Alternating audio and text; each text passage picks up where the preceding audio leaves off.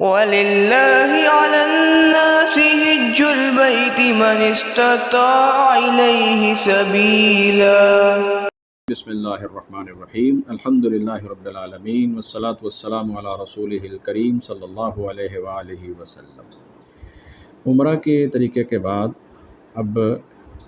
یہاں میں گفتگو جو ہے وہ حج کی فضیلت،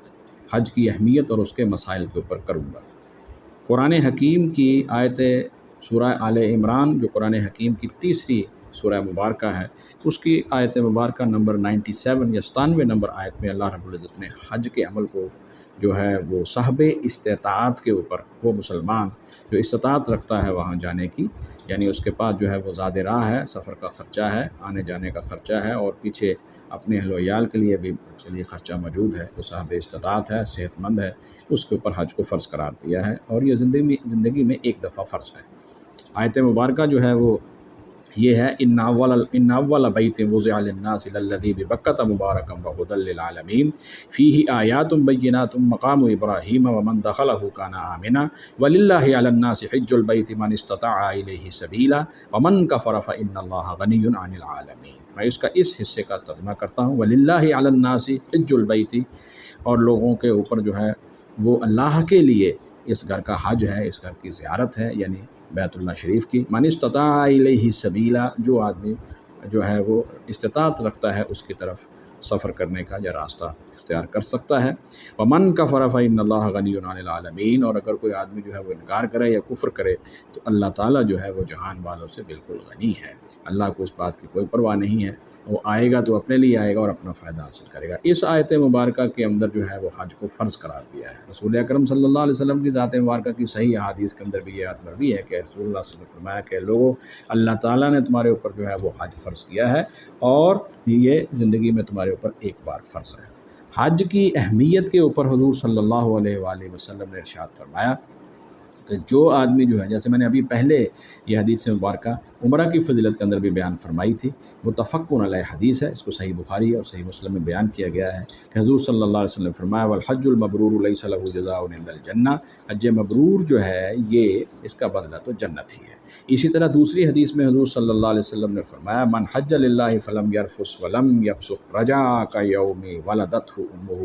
یعنی اگر کوئی آدمی جو ہے جس نے اللہ تعالیٰ کی رضا کے لیے حج کیا اور اس دوران کوئی بیہودہ بات یا گناہ کا کام نہیں کیا تو وہ حج اس کو اس دن کی طرح گناہوں سے پاک کر کے لوٹائے گا، جس طرح کہ اس کی ماں نے اس کو گناہوں سے پاک چنا تھا، یعنی بالکل وہ اس طرح پاک اور صاف ہو جائے گا۔ اور لیکن اس کے اوپر آپ نے جو ہے ایک اور فضیلت بھی حضور صلی اللہ علیہ وسلم نے بیان فرمائی ہے، صحیح مسلم میں حضرت عامر بن عاص رضی اللہ عنہ جب اسلام قبول کرنے کے لیے آئے ہیں تو وہ رسول اکرم صلی اللہ علیہ وسلم کے سامنے یہ کہتے تھے کہ اللہ کے رسول، میں یہ چاہتا ہوں کہ میں نے اسلام قبول کرنے سے پہلے اسلام کی جو مخالفت کی اور گناہ کیے ہیں وہ میرے سارے کے سارے بخشے جائیں، یہ میری شرط ہے۔ تو حضور نے فرمایا کہ تمہیں یہ بات یاد رکھنی چاہیے کہ یہ تین باتیں ایسی ہیں جو انسان کے ہر عمل کو، ہر برے عمل کو، گناہ کو مٹا دیتی ہیں۔ نمبر ایک، اسلام میں داخل ہونا گزشتہ تمام گناہوں کو مٹا دیتا ہے۔ اسی طرح ہجرت اگر آپ اللہ اور اس کے رسول صلی اللہ علیہ وسلم کی طرف کرتے ہیں، اللہ کی رضا کے لیے کرتے ہیں، ہجرت گزشتہ تمام گناہوں کو مٹا دیتی ہے۔ اسی طرح حج مبرور یہ بھی گزشتہ تمام گناہوں کو مٹا دیتا ہے، یہ بہت بڑی فضیلت ہے۔ لیکن اس کے اوپر وعید بھی ہے، حضور صلی اللہ علیہ وسلم نے فرمایا جو شخص جو ہے وہ استطاعت رکھنے کے باوجود بھی حج نہیں کرتا تو ایسا شخص جو ہے وہ چاہے یہودی ہو کے مرے یا عیسائی ہو کے مرے، اللہ تعالیٰ کو اس کی کوئی پرواہ نہیں ہے۔ تو یہ بہت بڑی سخت وعید بھی ہے، تو ہمیں جو ہے وہ ان فضائل کو اور اس کی جو ہے وہ قرآن مجید کی آیت مبارکہ اور ان فضائل کو ذہن میں بھی رکھنا چاہیے، اور جلد از جلد جن کو صاحب استطاعت ہیں ان کو کوشش کرنی چاہیے کہ وہ حج کے اس عمل سے گزر جائیں۔ اب دوسری بات جو ہے وہ حج جو ہے وہ صرف حج کے مہینوں میں ہی ہوگا۔ قرآن مجید میں ہے الحج اشہر معلومات، حج کے مہینے جو ہیں وہ معلوم ہیں۔ حج کے مہینے جو ہیں وہ رمضان المبارک کے بعد یکم شوال سے، جس دن عید الفطر کا دن ہوتا ہے، یہ حج کے مہینوں کا پہلا دن ہوتا ہے۔ تو یہ شوال کا مہینہ، ذی القعدہ کا مہینہ، اور اسی طرح ذی الحجہ کے جو ابتدائی دن ہیں جس میں سے 9 ذی الحج ہے اور 10 ذی الحج، 9 ذی الحج کو یوم العرفہ ہے اور 10 ذی الحج جو ہے یہ یوم النحر ہوتا ہے، اور اس میں 11، 12، 13 تاریخ اگر ڈال دی جائے تو وہ ایام تشریق ہیں جن کو ہم منا کے دن جو ہے وہ کہلاتے ہیں۔ یہ حج کے دن ہیں، یہ حج کے ایام ہیں، انہی دنوں کے اندر جو ہے وہ آپ عمرہ کا احرام باندھیں گے۔ اگر آپ عمرہ کا احرام پہلے باندھتے ہیں اور پھر اس کو جا کے عمرہ ادا کر کے کھول دیتے ہیں اور 8 ذی الحج کو پھر دوبارہ حج کا احرام باندھتے ہیں تو اس کو حج تمتع کہا جائے گا۔ اگر آپ ایک ہی سفر کے اندر جیسے یہ میں نے کہا ہے عمرہ اور حج الگ الگ کریں گے تو پھر یہ حج تمتع کہلائے گا، اور آج کل یہی ہو رہا ہے، اس لیے میں اسی کا طریقہ بیان کروں گا۔ اور دوسرا یہ ہے کہ آپ حج اور عمرہ کا ایک اکٹھا احرام باندھتے ہیں اور پھر جو ہے وہ 10 ذی الحج قربانی کرنے کے بعد اور اپنے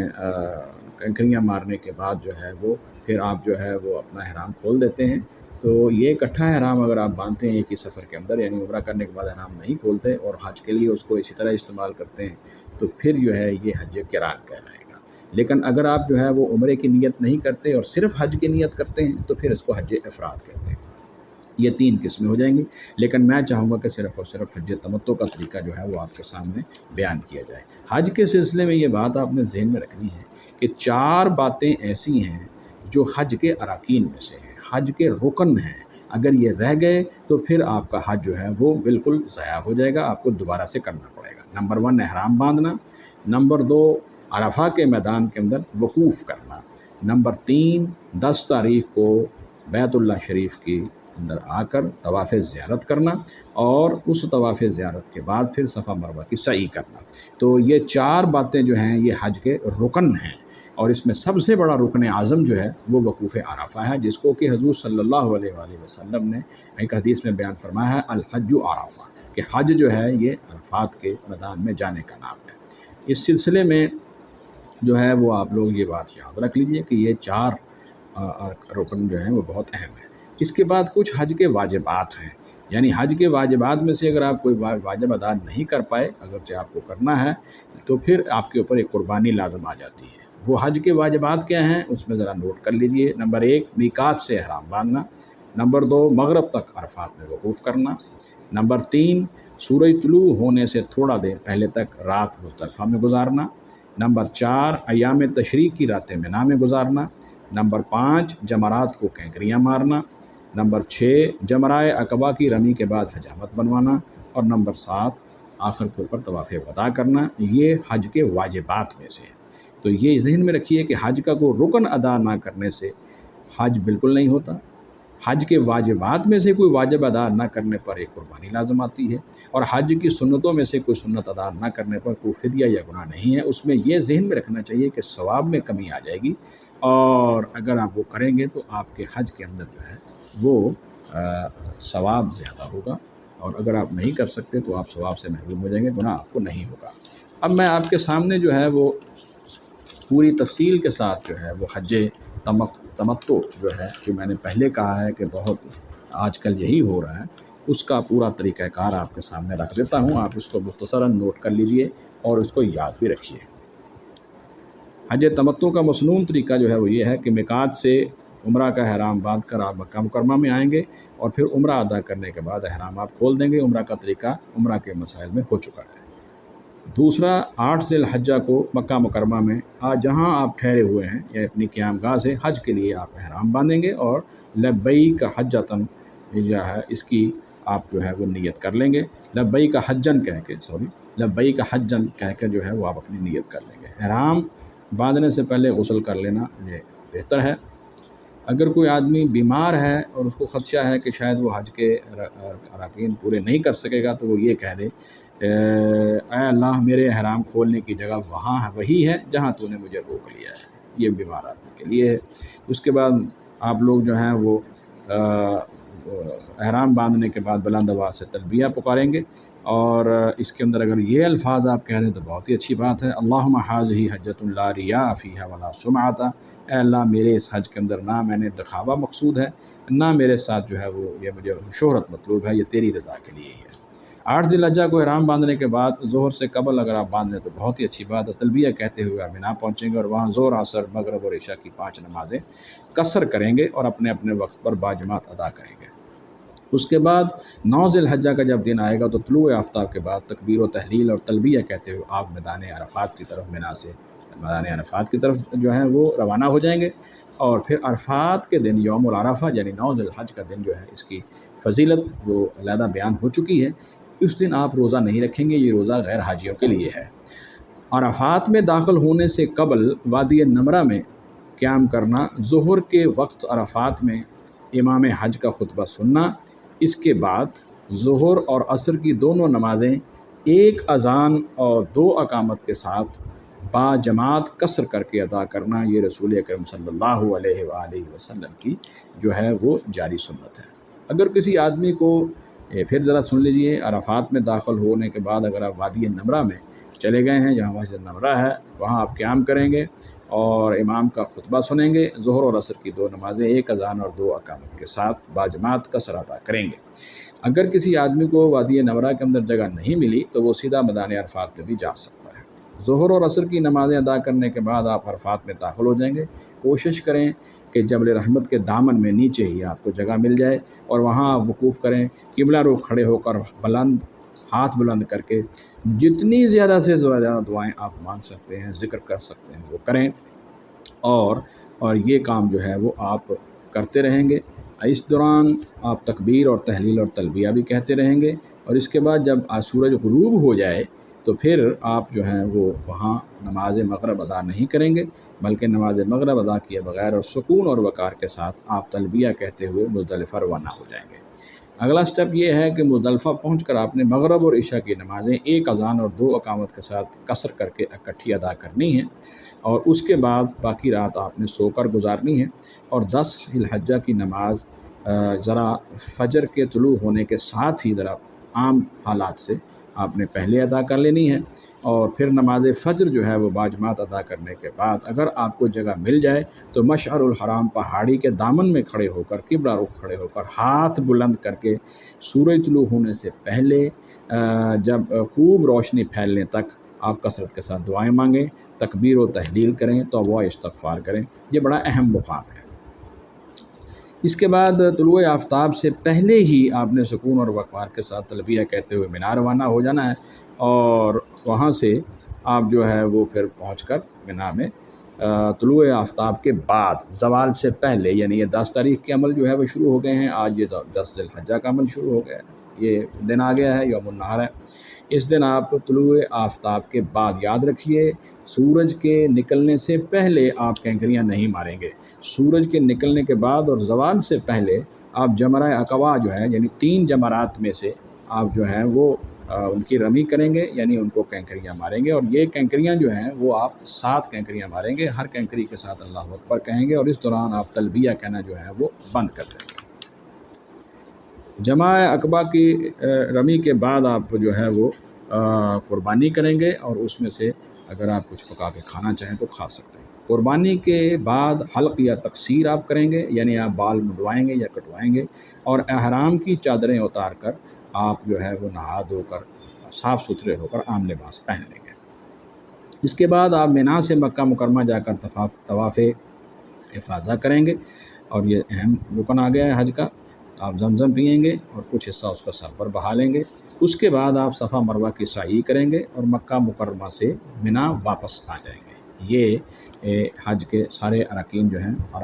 رکن جو ہیں وہ ادا ہو رہے ہیں۔ اس کے بعد ایام تشریق میں یعنی 11، 12 اور 13 ذی الحجہ کی راتیں آپ نے مینا میں گزارنی ہیں، اور پھر ان 3 دنوں میں آپ نے جو ہے وہ تینوں جمرات کو باری باری کینکریاں مارنی ہیں اور زوال کے بعد مارنی ہیں۔ دیکھیے 10 تاریخ کی کینکریاں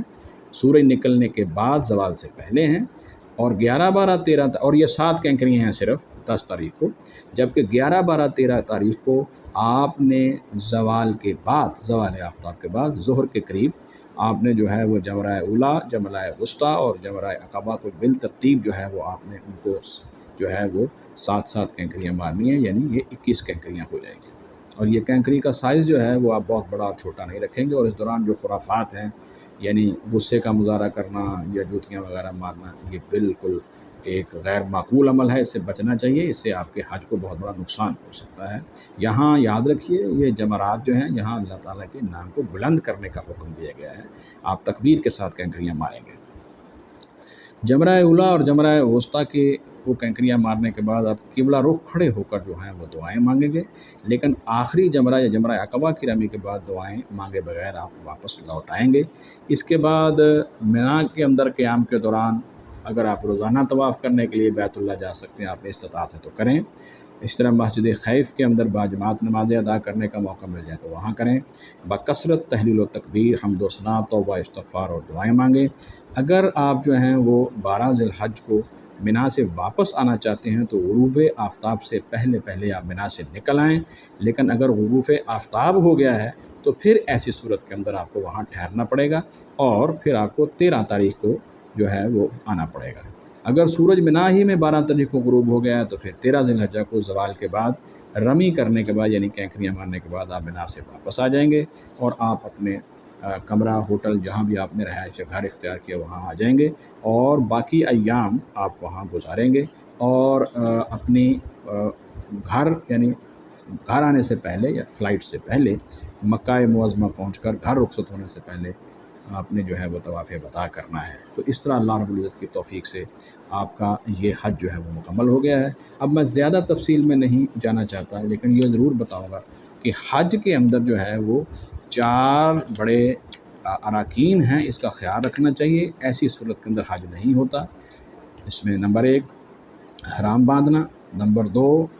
عرفات کے میدان کے اندر وقوف کرنا، نمبر 3 طواف زیارت یا طواف افاضہ کرنا 10 تاریخ کو، اور اسی کے ساتھ ہی جو ہے وہ صفا مروہ کی سعی کرنا۔ یہ حج کے بڑے بڑے اراکین میں سے ہے اور اس میں رکن اعظم جو ہے وہ وقوف عرفہ ہے، اس کا خاص طور پر خیال رکھنا چاہیے۔ باقی جو احرام کی پابندیاں وہی ہیں جو عمرے کے اندر ہیں، اس لیے ان کو دہرانے کی ضرورت نہیں ہے۔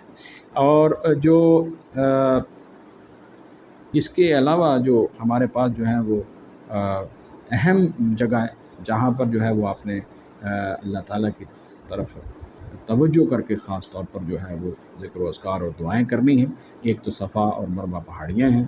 اور دوسرا میدان عرفات ہے اور تیسرے جمرات کے پاس ہے۔ ان کو ذہن میں رکھنا چاہیے۔ اللہ رب العزت ہمیں صحیح معنوں میں